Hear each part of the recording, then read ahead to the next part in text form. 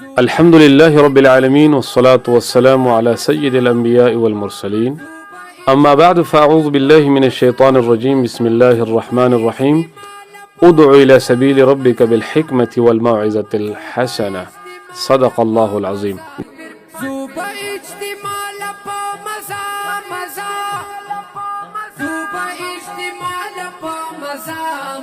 ګرانو کتونکو مسلمانانو ورونو السلام علیکم ورحمت الله وبرکاتو. ستاسو په علم کې به چې هر کال دینی اصلاحي او تربیتی اجتماع د پاکستان په صوبه خیبر پختونخوا ضلع صوابۍ کې پنځپیر کلی کې کوم چې عظیم مرکز دی د دارالقرآن پنځپیر په نوم باندې چې هغه د خلکو د عقایدو د خلکو د اعمالو د اخلاقو د معاشرت د اصلاح په خاطر باندې هر وخت مصروف او کوشاوي کم چې په کال کې هم دینی سبقونه په هغه جامعه او دارالقرآن کې پڑھاویږي او د شعبان او د رمضان المبارک په دې میاشت کې هم د دوره تفسیر القرآن په نوم باندې کوم عظیم الشان محفل چې په هغې کې په سوونو نه په زرګونو طلبه او دیگر نور حضرات مستفید کیږي د الله په فضل سره هم په مغه خوره باندې د شیخ القرآن والحدیث امیر جماعت اشاعت التوحید والسنه حضرت علامہ مولانا محمد طیب طاهری صاحب حفظه الله په قیادت کې په دې ځای کې انشاءالله عظیم الشان څلور ورځې 23 24 25 او 26 اکتوبر یعنی د جمعرات ورځ نه داغه شروعات کیږي. هغې کې به انشاءالله العزیز عظیم الشان د دې ملک او بیرونی چې څومره علما کرام مشایخ او دیگر قرا حضرات شرکت کوي. تاسو ټول ته به د یو چت نه لاندې په یو پنډال کې دا قیمتي او بهترین بیانات دستیاب وي. زموږ ټولو اوریدونکو ته دا اپیل دی دا درخواست دی چې هغوی دې په دې دینی اصلاحي اجتماع کې ضرور شرکت وکړي. د خپل عقیدې او د خپل عمل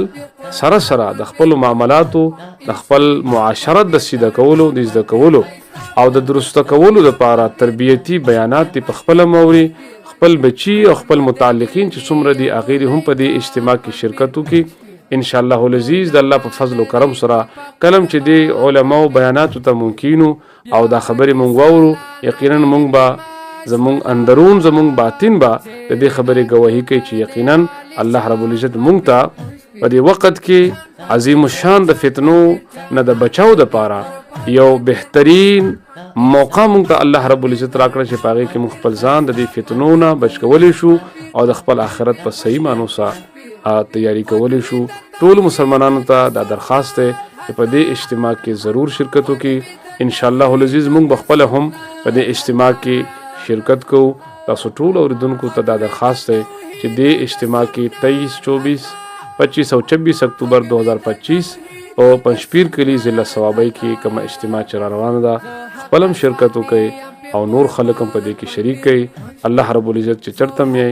تاسو خاد او آباد اوسه او الله رب العزت مونږ ټول مسلمانانو ته په دین باندې استقامت نصیب کړي. والسلام.